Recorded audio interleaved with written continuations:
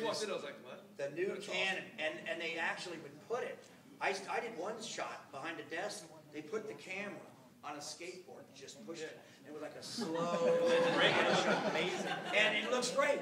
But it's the new. This is the future, you guys. This is the new independent filmmaking, and this movie was this particular script is really right for it. I think with the sports movie they're doing, they're going to need to get a little more serious with budget. But this movie begged to be shot down and dirty, and boy, did we dirty. It was definitely. Yeah. Yes, sir.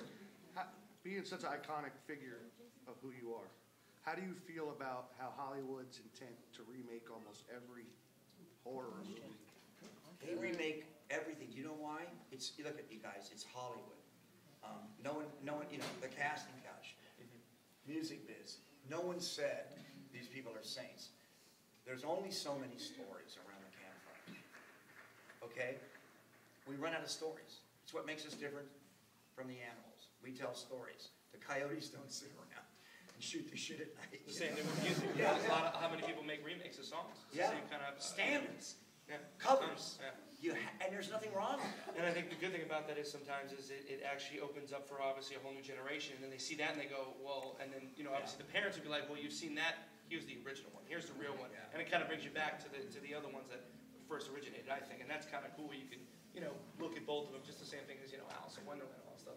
You got to have your mind completely separated though. Some always like Willy Wonka. I'm like, first one was way better. But same thing with Nightmare on Elm Street. You give a shit.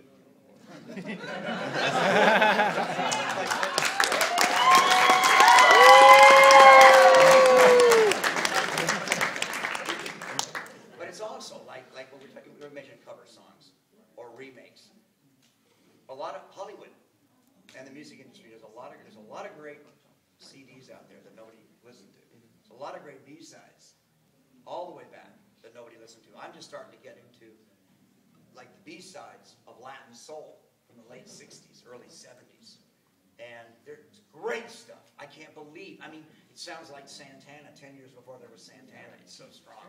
And with movies, Hollywood makes good movies all the time that nobody goes to see. They fall through the cracks. Nobody went to see Let the Right One In. I did. We did because we're cool.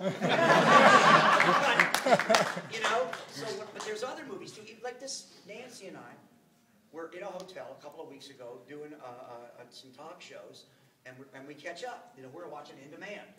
Not Spectrovision, In Demand. And yes. Two girls and a collie. No, we're In Demand. And we watched A Perfect Getaway with Steve Zahn. Yep. And we watched Splice.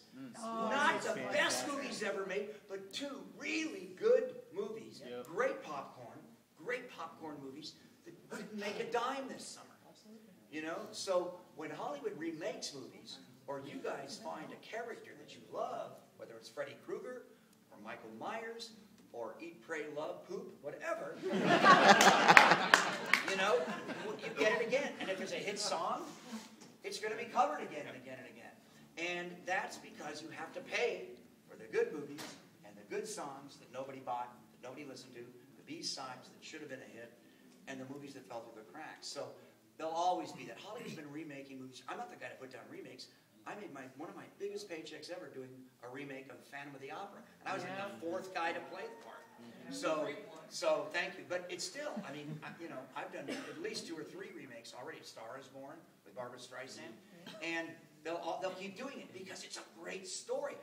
Joy probably knows aren't they doing like a punk rock Star is Born?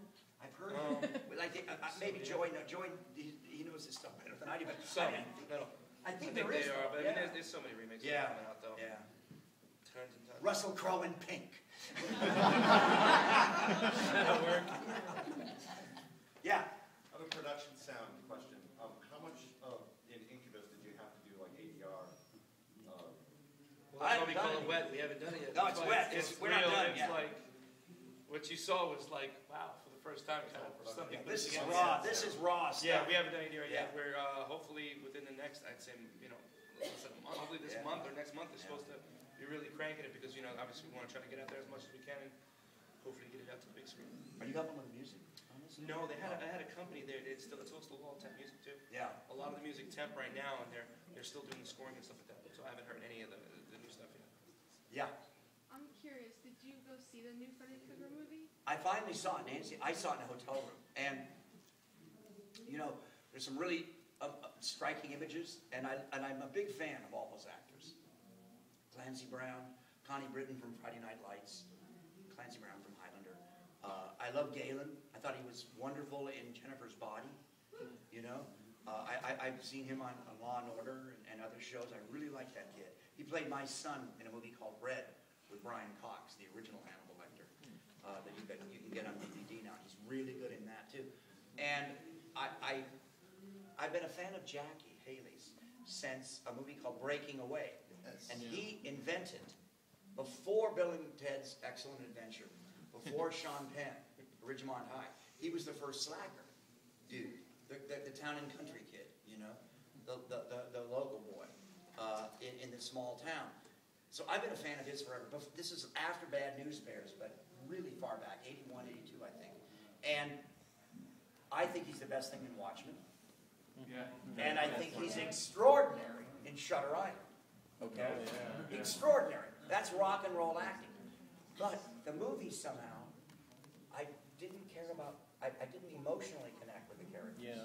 You know? Even though I thought it was beautiful, there was stuff that looked great in it, and I love all those actors.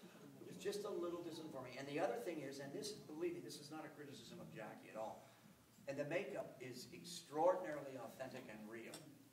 But I think that's a mistake. I'll tell you why. First of all, to take the nose away from the burn, takes away your profile and your silhouette. And in a horror movie, you're working in the shadows and silhouette and profile a lot. Second, with that weakens Freddy a little bit. Second of all, Freddy is in the imagination of the person dreaming. Freddy's not documentary real. Freddy's not Jeffrey Dahmer. He's in the imagination of whichever victim is dreaming about it. Imagination, dreams, are stylized. They're kicked up. They're not real. So he is that boogeyman. He's an exaggerated bird guy coming after you. So it's all a little exaggerated. And I don't think they understood that that's the point. Which is why all the stuff with Jackie before is so great and wonderful and strong, but they needed that fantasy part, I think, was lost a little. But, you know, again, I think it's a very ambitious film, and I think it has a lot of integrity. I just think it's a tad cold. You know, just a tad cold. But, I mean, I watched it, and I liked it. I kind of liked it. But I'm so close to it, it's hard to tell about my criticisms or even about what I liked. Okay? Yes? Joey,